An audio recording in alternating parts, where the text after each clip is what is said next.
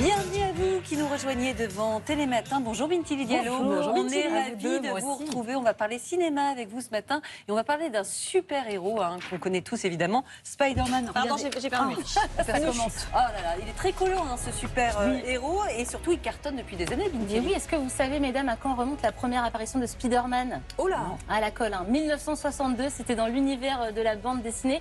C'était dans le comic book Amazing Fantasy. C'était la première fois qu'on voyait, vous savez, ce Peter Parker, cet homme araignée qui a été mordu par une araignée radioactive et qui a développé des super pouvoirs. Et depuis 62, Spider-Man, on l'a vu dans tous les pans de la culture. 67, c'est la première série télévisée. 77, le premier film. 82, le premier jeu vidéo. Et je suis sûre que vous aussi, vous l'avez dans votre entourage, mesdames.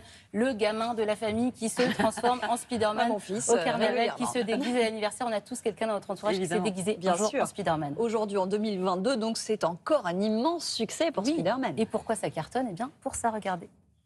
Tu vas te lancer dans l'inconnu pour affronter des fantômes. Comment ça? Ils sont tous morts en combattant Spider-Man. Tu ne peux rien y faire. Je suis désolé. Ouais, moi aussi. Non.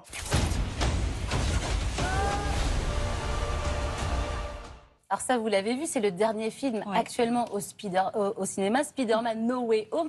Pourquoi ça cartonne? Eh bien parce que depuis 2015, Spider-Man, il a une renaissance parce qu'il est entré dans l'univers Marvel. Il est donc avec d'autres super-héros. Et pourquoi ce dernier film cartonne autant? Attention, spoiler, baissez le son chez vous si vous ne voulez pas avoir la réponse à la question. C'est parce que les 3 derniers interprètes de Spider-Man sont dans le film. Les 3 derniers acteurs qu'on a vus au cinéma, Tobey Maguire, Andrew Garfield et l'actuel Tom Holland. Et ça a rendu fou les fans à tel point que ce dernier Spider-Man, c'est le film de super-héros le plus vu en France, 7 millions d'entrées. Le film a même battu Avatar au box-office américain avec 760,9 millions de recettes. Et Spider-Man a tellement la cote en France qu'il est numéro 1 d'un sondage très sérieux, Bintili. Et oui, la revue Pif le Mag a lancé le sondage auprès de Harris Interactive. Et la question, c'était quel est votre héros de bande dessinée préféré? Alors rassurez-vous, mesdames, c'est toujours Astérix. Mais le premier super-héros cité, eh bien, c'est Spider-Man. Avant Batman. Avant Batman. Donc on ne ment pas quand on dit que Spider-Man est le héros préféré des Français. Mais attention, car un autre super-héros n'a pas dit son dernier mot. Embuscade, eh ben oui, Batman est de retour, regardez. Nous avons tous nos blessures, Bruce. Mais vous restez un Wayne. Il est impliqué dans tout ça. Mais non. T'en sais quoi? C'est un type qui se fait justice lui-même. Qui êtes-vous là-dessous? Qu'est-ce que vous cachez? Célina, ne gâchez pas votre vie.